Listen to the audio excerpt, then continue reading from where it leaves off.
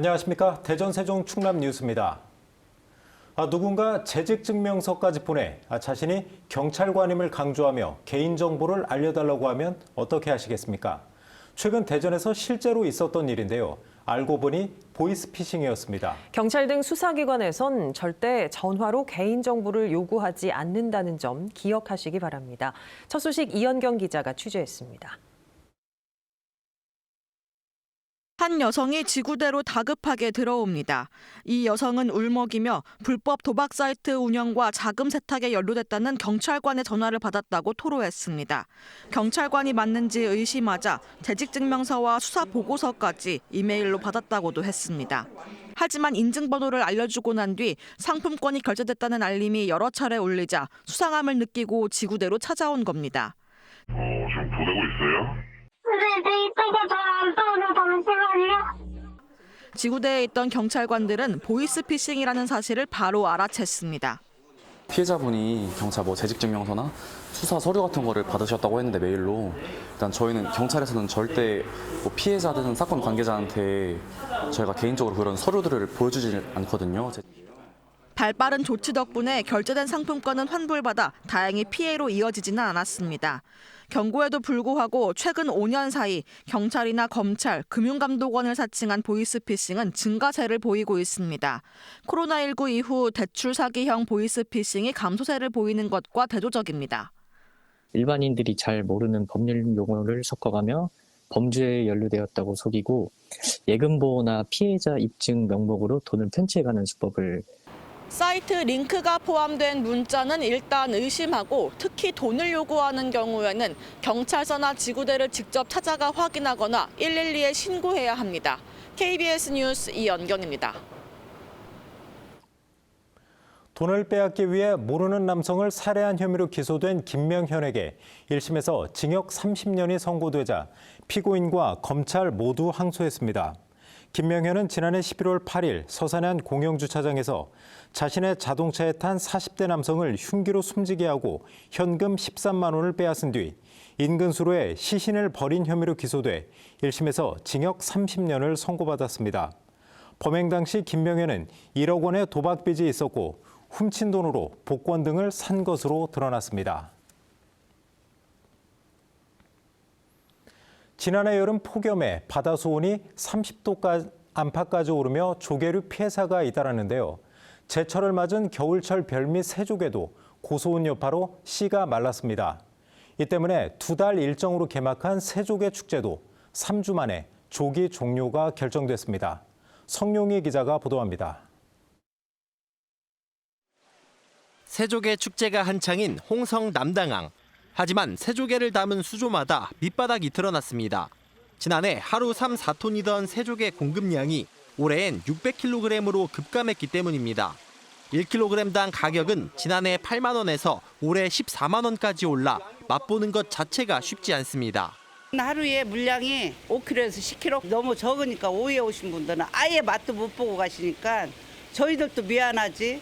새조개가 사라진 건 지난해 여름 폭염으로 바다 수온이 30도 안팎까지 치솟았기 때문입니다. 남당항 일대 새조개의 60% 이상이 폐사한 것으로 추정됩니다. 이 새조개는 12월부터 5월 사이가 제철인데요. 올겨울 남당항 일대 어민들은 새조개가 잡히지 않자 채취를 포기한 상태입니다. 인건비는커녕 기름값도 못 건질 정도로 다 폐사돼서 빈 껍질만 나오니까 아예 지금은 손을 놓고 있는 상태입니다. 전남 여수 등 다른 산지에서도 새조개를 조달해봤지만 어획량이 급감한 건 마찬가지. 결국 2달간 열릴 예정이던 새조개 축제도 3주 만에 조기 종료하기로 결정됐습니다. 이렇게 새조개 안 나온다고 보면은 아예 이제 새조개는 빼고 계절에 맞는 수산물 축제로 명칭을 바꿔야 될 듯합니다. 지난해 충남 5개 시군 조개류 양식 면적의 62%에서 집단 폐사가 발생하는 등 고수온 피해가 갈수록 커지고 있습니다. KBS 뉴스 성용입니다. 바이오 기업 셀트리온이 2028년까지 3천억 원을 투자해 예산군 삽교읍 내포 농생명 융복합 산업 클러스터에 공장을 신설합니다. 김태흠 충남지사와 서정진 셀트리온 그룹 회장 등은 오늘 예산군청에서 이 같은 내용의 투자 합의 각서를 체결했습니다. 2023년 투자 협약에 이어 법적 구속력이 있는 이번 투자각서가 체결됨에 따라 충남개발공사는 2027년까지 산업단지 조성을 마치고 셀트리온은 이듬해 단지 내에 바이오 의약품 생산 공장을 신설한다는 계획입니다.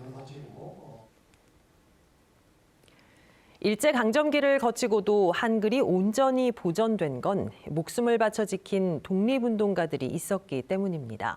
3.1절을 맞아 조선어학회의 숨은 주역인 충청 출신 독립운동가 이강래 지사의 활약상이 공개됐습니다. 이정은 기자가 전해드립니다. 한글 사용이 금지된 일제강점기, 모진 핍박 속에도 우리말을 지킨 독립운동가들이 있었습니다. 말과 글이란 게 민족의 정신을 담는 그릇인데 사전 만들어야죠. 이들이 남긴 원고가 해방 직후 서울역에서 발견되면서 1947년 최초의 국어사전인 조선말 큰사전이 완성될 수 있었습니다. 이렇게 한글을 지키기 위해 분투했던 조선어학회 회원 33인 가운데 충청 출신의 이강래 지사가 있습니다. 해방 전에는 사전 편찬자로, 해방 후에는 조선어학회 강사로 활약했는데 당시 우리말 계승을 위해 힘썼던 숨은 주역들과 함께한 사진 원본들이 처음 공개됐습니다. 많은 순환과 어려움을 겪었음에도 불구하고 이것을 작업을 절대 포기하지 않고 한계를 걸었다는 점을 주목을 했고요. 조선어학회 사건으로 여러 차례 수감돼 고초를 겪었지만 민족 혼을 지켜야 한다는 굳은 뜻만은 꺾이지 않았습니다. 이러이러한 고문을 받았다. 한글을 통한 독립운동을 하셨다는 그 뜻을 아들한테 알려주기 위해서 그런 말씀을 하신 게 아닌가. 목숨 걸고 지켜낸 한글 사랑은 국문학 연구에 뛰어든 아들과 손녀를 통해 3대째 이어지고 있습니다. 생각과 문화 이런 것들을 총체적으로 담고 있는 그릇이라고 생각을 합니다. 한국어의 고유한 아름다움을 지키는 글을 계속 쓸 수 있도록. 이 지사처럼 독립을 위해 노력한 숨은 주역들의 뜻이 널리 전달되길 바라는 마음에 가족들은 공개된 모든 자료를 독립기념관에 기증했습니다. KBS 뉴스 이정은입니다. 대전에서 익명의 90대 노인이 나라에서 받은 도움을 조금이라도 갚고 싶다며 현금 300만 원을 기부했습니다. 대전 서구는 어제 오후 이름을 밝히지 않은 93살 할머니가 월평 이동 행정복지센터를 찾아 나라가 늘 보살펴줘서 고마웠다며 수년간 조금씩 아껴 모은 현금 300만 원을 아이들을 위해 써달라며 기부했다고 밝혔습니다. 기초생활수급자로 알려진 이 할머니는 앞서 대전의 한 대학교에도 학생들을 위한 장학금을 전달한 것으로 알려졌습니다. KBS 대전 2월 시청자위원회가 오늘 KBS 대전 종국 대회의실에서 열렸습니다. 이 자리에서 시청자위원들은 계엄 사태 이후 사회적으로 혼란스럽고 국민 여론까지 극과 극으로 대립하고 있다며 이런 때일수록 사실 중심의 보도와 프로그램으로 공영방송이 중심을 잡아달라고 주문했습니다. 이에 대해 박재용 총국장은 KBS가 공적 책임이 있는 공적 기구인 만큼 책임의식을 갖고 사회적 혼란과 갈등을 줄이는 데 최선을 다하겠다고 말했습니다. 지방 소도시에서 발생하는 학교폭력 문제는 지역사회가 워낙 좁다 보니 피해자에게 더 큰 고통을 주는 경우가 많습니다. 피해자와 가해자의 분리 조건을 강화하는 등 지역 특색에 맞는 피해자 보호 방안을 마련해야 한다는 목소리가 높습니다. 박혜평 기자가 보도합니다. 이 학생은 지난해 학교 폭력으로 어깨 부근 뼈가 부러져 2번이나 수술을 받았습니다. 아직도 정신과 치료를 받으며 새 학년을 준비 중인데 최근 날벼락 같은 소식을 들었습니다. 가해 학생과 같은 중학교로 배정된 겁니다. 이 같은 상황에 지역 여론이 들끓었고 후속 대책 마련을 위해 부여군의 학부모 단체와 자치단체 관계자들이 한자리에 모였습니다.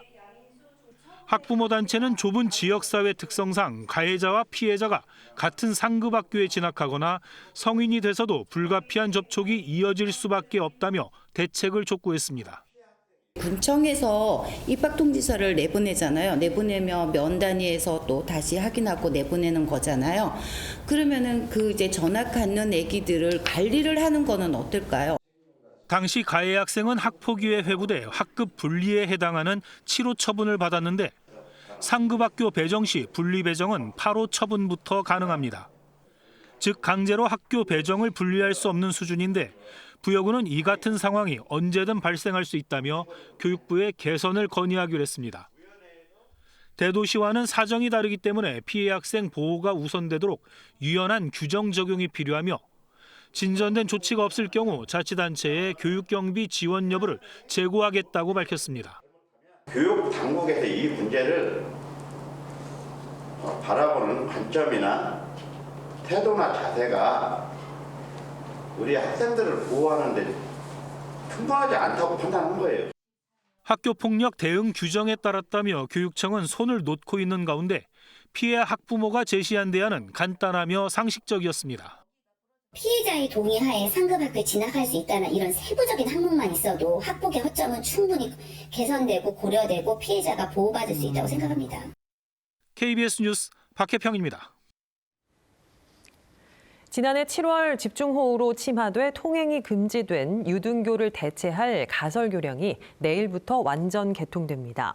대전시는 지난달 가설교량 가운데 유천동에서 도마동 방향 3차선 도로를 개통한 데 이어 도마동에서 유천동 방향의 3차선 도로도 내일부터 개통한다고 밝혔습니다. 이에 따라 태평교와 도마교를 우회 운행하던 시내버스 20개 노선도 정상 운행됩니다. 오늘 새벽 3시 50분쯤 천안시 동남구 목천읍의 한 15층짜리 아파트 10층에서 불이 나 40분 만에 꺼졌습니다. 이 불로 집안에 있던 2명이 연기를 흡입해 병원으로 옮겨졌고 다른 주민들도 스스로 대피했습니다. 경찰과 소방당국은 개인형 이동장치에서 불이 난 것으로 보고 자세한 원인을 조사하고 있습니다. 경찰이 전국적으로 134명 규모의 경무관 총경급 승진 인사를 단행한 가운데 대전과 세종, 충남에서 경무관 승진자 1명과 총경 승진자 6명이 배출됐습니다. 경무관 승진자는 충남경찰청 경무기획정보화 장비과 정경호 총경입니다. 총경 승진자는 대전경찰청 경무기획정보화 장비과 이승환 경정과 홍보 담당관실 이완수 경정, 세종경찰청 범죄예방대응과 정호경 경정, 충남경찰청 수사과 김범수 경정, 경무기획정보화 장비과 김상기 경정, 경비과 이병로 경정 등 모두 6명입니다. 서산 대산공장에서 폐수를 무단 배출한 혐의로 현대오일뱅크 전현직 임원들이 1심에서 유죄를 선고받은 것과 관련해 국민의힘 성일종 의원이 현대오일뱅크의 대책 마련을 촉구했습니다. 뉴스를 마칩니다. 여러분 고맙습니다.